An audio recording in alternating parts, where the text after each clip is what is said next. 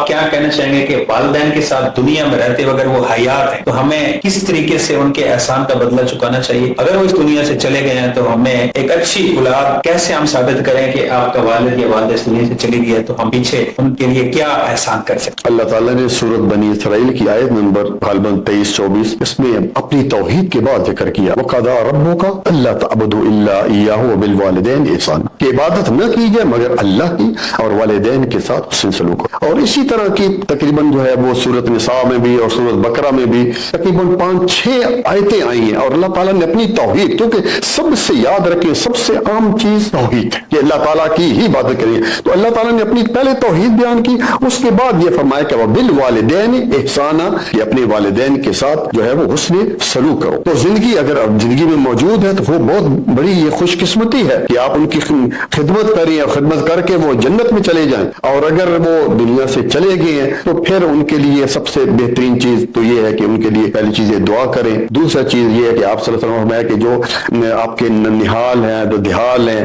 ان کے ساتھ آپ حسن سلوک کریں. حتیٰ کہ آپ صلی اللہ علیہ وسلم یہاں تک کہا کہ جو والد کے دوست ہیں ان کے ساتھ بھی حسن سلوک کریں. ماں جو ہے ان کی جو سہیلیاں ان کے ساتھ بھی حسن سلوک کریں.